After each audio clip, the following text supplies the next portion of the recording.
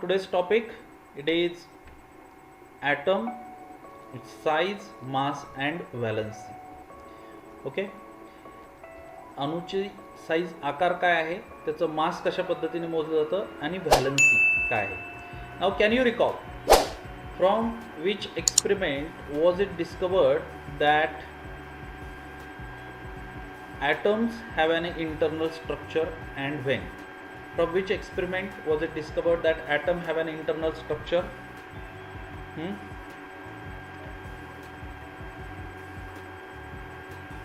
Thomson's, जे Thomson's. Okay, हां, अजून कोण? Thomson's Clement pudding model. Okay, अजून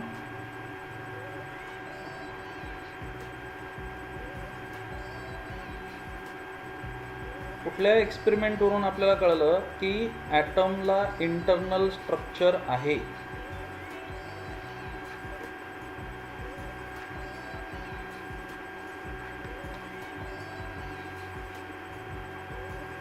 हां, अमन.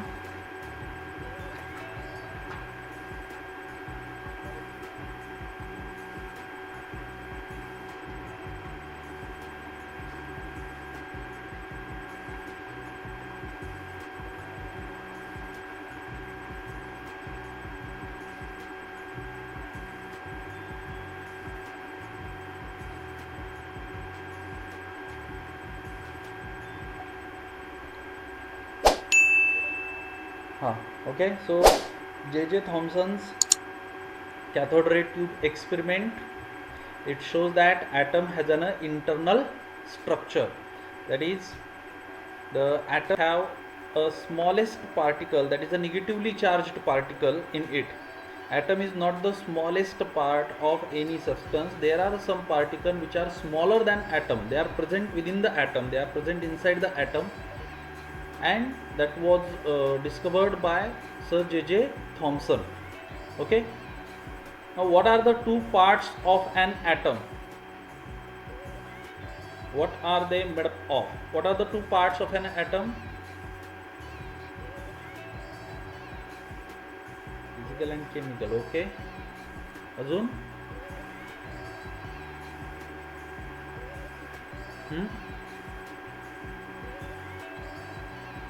श्रुतिका सांगता येईल?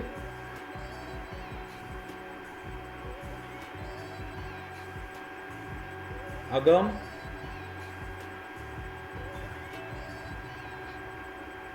आदर्श. So atom has a two part. One, it is a nuclear part and second is a extra nuclear part. दोन पार्ट आहेत. एक न्यूक्लियर पार्ट आहे म्हणजे त्याचं nucleus which is positively charged which contains the proton in it, and second is the extra nuclear part, that is electrons that are revolving around that nucleus. Okay, so atom has a two parts, that is the nuclear and extra nuclear part. Okay, so basically all of we learnt about the structure of an atom in the previous standard. Various models proposed by the different scientists about the structure of an atom, how that atom has its internal structure, which are the different internal part of an atom. That all we discussed in a previous standard. Now in this standard we are going to discuss about the size of an atom.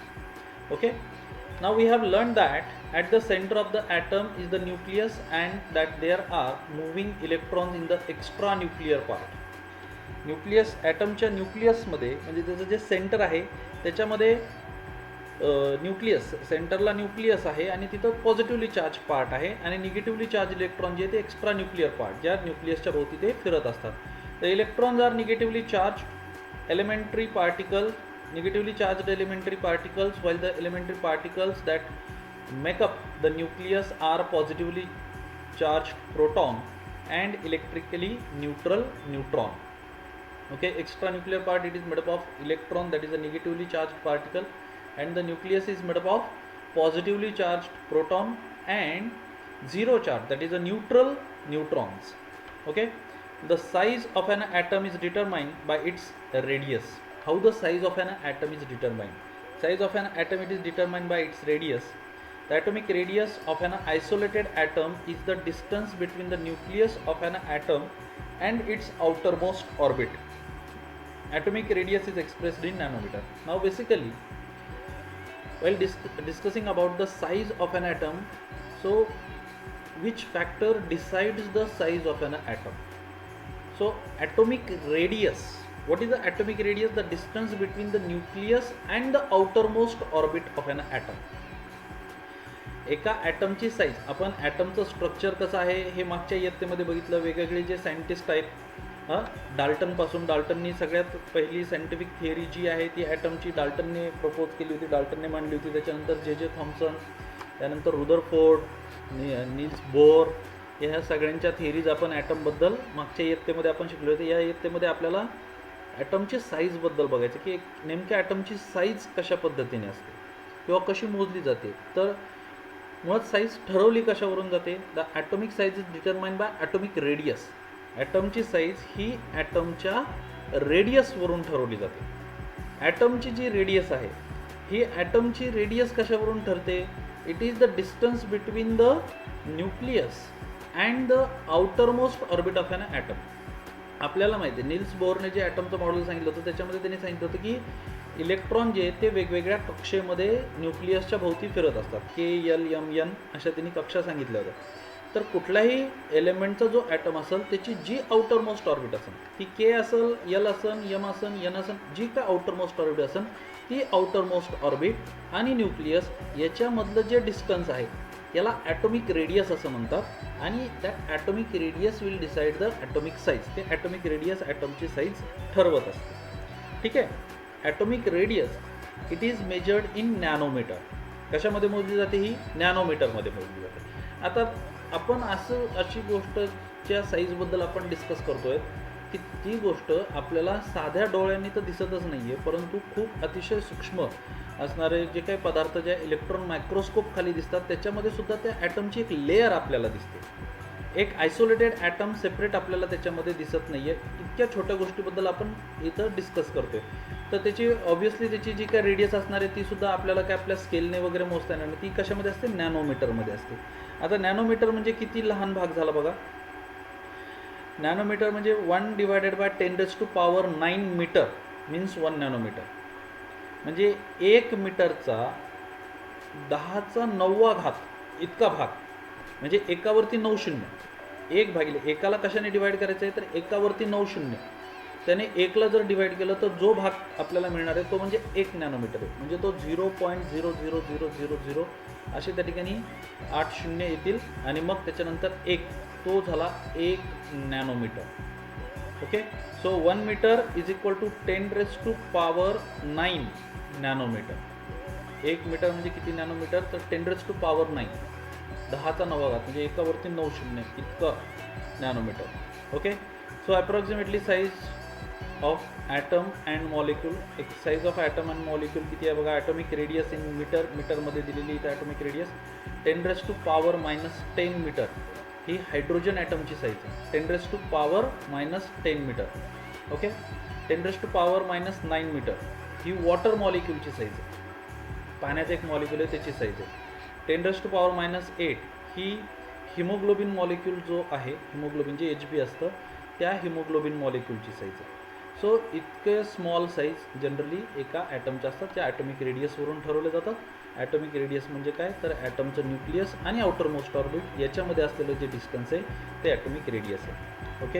इथं बघा 4.2 ही diagram, हे जे काय picture तुम्हाला या ठिकाणी दिसतं it is a field ion microscope image of iridium atom. That is every spot in the image is an atom. याच्यामध्ये असलेला प्रत्येक स्पॉट जो आहे तो एक ॲटम आहे. बरोबर.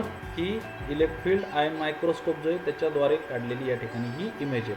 म्हणजे इथं कुठलाही ॲटम आपल्याला आयसोलेटेड किंवा सेपरेट असा ॲटम आपल्याला दिसत नाही. प्रत्येक पॉईंट जो आहे याच्यात प्रत्येक स्पॉट जो आहे तो एक ॲटम आहे. ठीक आहे. तर इतक्या स्मॉल साईजमध्ये आपल्याला ॲटम या ठिकाणी दिसतात. ॲटम्स आर व्हेरी टायनी, अत्यंत सूक्ष्म आहेत, लहान आहेत. Modern instruments like electron microscope, field ion microscope, scanning tunnelling microscope, enlarged image of the atom, look at the image of an figure 4.2 obtained with a field ion microscope. आता आपण जी image discuss केली ती field ion मायक्रोस्कोपच्या साह्याने आपण बघितलेली image आहे की तशा पद्धतीने ॲटम एनलार्ज करून आपल्याला दिसू शकतो. आयसोलेटेड सेपरेट एक ॲटम अशा पद्धतीने आपल्याला दिसत नाही. The atomic size depends on the number of electron orbits in the atom. Greater the number of orbits the larger the size. Okay, now atomic size, it is determined by atomic radius. Now as the distance between the nucleus and the outermost orbit increases, atomic size increases. Okay, nucleus आणि जी outermost orbit, समजा आता एखादा element आहे, समजा उदाहरणार्थ hydrogen आहे, तर hydrogen किंवा हेलियम आहे, तर याच्यामध्ये पहिलीच ऑर्बिट आहे के ऑर्बिट. ती के ऑर्बिट पहिली ऑर्बिटच भरणं चालू आहे, बरोबर. तुम्ही जर का सोडियमचा जर का विचार केला, सोडियममध्ये के यल आणि यम ऑर्बिट भरणं चालू आहे, बरोबर. म्हणजे ऑर्बिटची संख्या जी आहे ती जशी वाढल तसं न्यूक्लियस आणि तिची शेवटची जी ऑर्बिट असेल तिच्यातलं डिस्टन्स वाढल, म्हणजे ॲटमची साईज वाढल. Okay, so atomic size depends on the number of electron orbit in the item.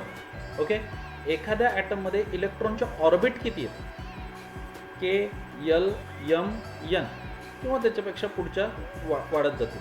ठीक आहे, तर इलेक्ट्रॉनच्या ऑर्बिट किती आहेत त्याच्यावरून ॲटमची साईज ठरत असते. जितक्या इलेक्ट्रॉनच्या ऑर्बिट जास्त तेवढी ॲटमची साईज जास्त. Greater the number of orbits the larger the size. ऑर्बिटची संख्या जितकी जास्त असेल तेवढी त्याची साईज जास्त असेल. For example, an atom of a sodium is bigger than the atom of an atom of a potassium is bigger than the atom of sodium.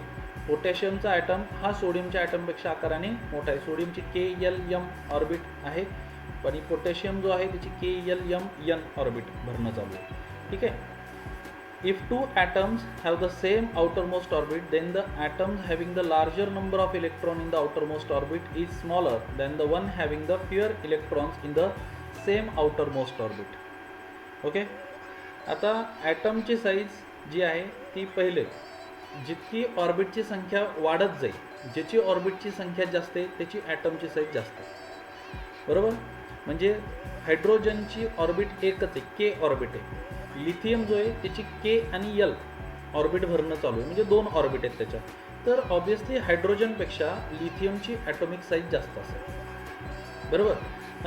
पण ज्या ॲटममध्ये ऑर्बिटची संख्या सारखी त्याच्या साईजबद्दल काय, जसं की उदाहरणार्थ जर आपण सोडियम जर घेतलं तर सोडियमचा ॲटॉमिक नंबर आहे 11, म्हणजे 2,8,1 हे त्याचं इलेक्ट्रॉनिक कॉन्फिगरेशन झालं. 2, 8 आणि 1 म्हणजे जी तिसरी कक्षा आहे के यल आणि यम ऑर्बिट जी आहे त्या यम ऑर्बिटमध्ये 1 इलेक्ट्रॉन, बरोबर. तोच आपण घेतला क्लोरीन. क्लोरीनमध्ये 2,8,7 म्हणजे याची सुद्धा तिसरी यम कक्षात भरणं चालू आहे. के यल आणि यम कक्षात भरणं चालू आहे, पण क्लोरीनच्या आउटरमोस्ट ऑर्बिटमध्ये 7 इलेक्ट्रॉन आहेत. ज्या ॲटमच्या आउटरमोस्ट ऑर्बिटमध्ये जास्त इलेक्ट्रॉन आहेत, ऑर्बिट सेम आहे, पण ज्याच्या आउटरमोस्ट ऑर्बिटमध्ये जास्त इलेक्ट्रॉन आहे त्याची साईज लहान, आणि ज्याच्या आउटरमोस्ट ऑर्बिटमध्ये कमी इलेक्ट्रॉन आहेत त्याची साईज मोठी. Okay, for example of magnesium is smaller than the atom of sodium. सोडियमपेक्षा मॅग्नेशियम हा स्मॉल आहे. सोडियमच्या आउटरमोस्ट ऑर्बिटमध्ये किती इलेक्ट्रॉन आहे, 1 इलेक्ट्रॉन. ऑर्बिट तीच आहे, यम ऑर्बिटच भरणं चालू आहे, पण 1 इलेक्ट्रॉन आहे. मॅग्नेशियमची पण यम ऑर्बिट भरणं चालू आहे, परंतु त्याच्या आउटरमोस्ट ऑर्बिटमध्ये 2 इलेक्ट्रॉन. आलं का लक्षात ॲटमची साईज? ॲटमच्या साईजबद्दल समजलं तुम्हाला? Okay okay, now the mass of an atom. एका ॲटमचं मास कशा पद्धतीने ठरवलं जातं. आता आपल्याला एक ॲटम मोजायचं आहे, त्याचं वजन करायचं. आता बेसिकली आपल्याला अशा गोष्ट मोजायची की जी गोष्ट मुळात आपल्याला इलेक्ट्रॉन मायक्रोस्कोप खालीसुद्धा सेपरेट अशी दिसत नाही, ती आपल्याला मोजायची. आता हे कसं मोजलेलं आहे? The mass of an atom is concentrated in its nucleus and it is due to the proton and neutron in it. एका ॲटमचं जे मास आहे it is concentrated in its nucleus, ते त्याच्या न्यूक्लियसमध्ये असतं. It is decided by the number of protons and neutron present in the nucleus. न्यूक्लियसमध्ये असणाऱ्या प्रोटॉनची संख्या आणि न्यूट्रॉनची संख्या ही त्या ॲटमचं मास ठरवत असते, किती मास असणार आहे. the total number of protons and neutrons in the nucleus, in atomic nucleus, is called the atomic mass number. Protons and neutrons are together called as nucleons. The sum of number of proton and neutron present within the nucleus, it is called its atomic mass number. त्याचं मास कसं मोजलं जातं, तर एखाद्या ॲटमच्या न्यूक्लियसमध्ये किती proton आहेत आणि किती neutron आहेत यांची बेरीज, प्रोटॉनची आणि न्यूट्रॉनची बेरीज म्हणजे त्याचं होतं ॲटॉमिक मास. ओके, हे प्रोटॉन आणि न्यूट्रॉन जे असतात यांना एकत्रितपणे न्यूक्लिऑन्स असं म्हटलं जातं. म्हणजे थोडक्यात ती न्यूक्लिऑन्सची जी ॲडिशन आहे यांची जी बेरीज आहे ती म्हणजे त्या ॲटमचा ॲटॉमिक मास असतं. An atom is very tiny, अत्यंत सूक्ष्म आहे, लहान आहे. Then how do we determine its mass, तो इतका सूक्ष्म आहे तर मग आपल्याला त्याचं वजन कसं करता येईल. Scientist too faced this question. It was not possible for scientist of the 19th century to measure the atomic mass accurately. 19व्या शतकामध्ये शास्त्रज्ञांना सुद्धा ॲक्युरेटली जमलं नाही त्याचं मास मेजर करणं. Therefore the concept of relative mass of an atom was put forth. तर आता हे गोष्ट मोजायची कशी, जी आपल्याला दिसतच नाही, जी इलेक्ट्रॉन मायक्रोस्कोप जो आहे त्याच्याखाली सुद्धा जे आपल्याला दिसत नाही त्याला वजन कसं करायचं त्याचं, त्यासाठी relative mass of an atom ही कन्सेप्ट पुढं आली. ओके, रिलेटिव्ह मास घ्यायचं त्याचं. आता कसं रिलेटिव्ह मास घ्यायचं बघा. A reference atom was required for expressing the relative mass of an atom. Relative mass express करायचं जर असेल तर एक रेफरन्स ॲटम घ्यावं लागेल. म्हणजे एक ॲटम असं कन्सिडर करावं लागेल की ह्याच्या तुलनेमध्ये बाकीच्या ॲटमचं मास मोजायचं. The hydrogen atom being the lightest was initially chosen as the reference atom.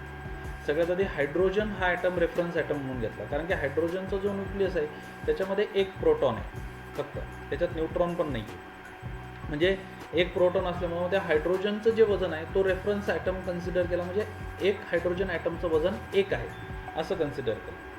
The relative mass of hydrogen atom which has only one proton in its nucleus was accepted as 1.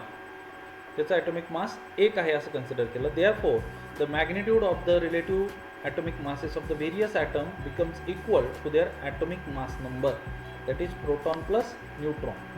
मग बाकी त्याच्या रेफरन्समध्ये असणारे जे काही ॲटम, बाकीचे जे item आहेत त्याची जर तुलना हायड्रोजनसोबत जर केली तर त्या ॲटमच्या न्यूक्लियसमध्ये जेवढे प्रोटॉन आणि न्यूट्रॉन यांची जी ॲडिशन आहे, यांची जी बेरीज आहे ती म्हणजे त्या ॲटमचा ॲटॉमिक मास कन्सिडर केलं जातं. आलं लक्षात.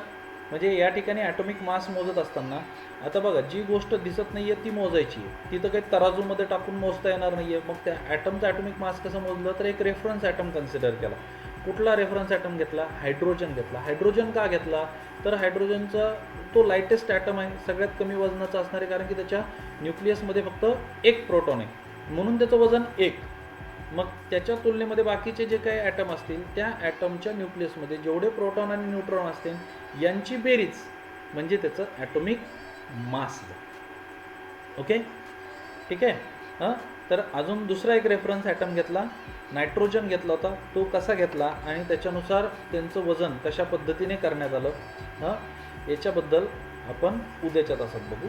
हे थोडंसं अजून आहे तर ते आपण उद्याच्या तासामध्ये. ओके ओके, याच्यात कोणाला काय विचारायचं आहे का?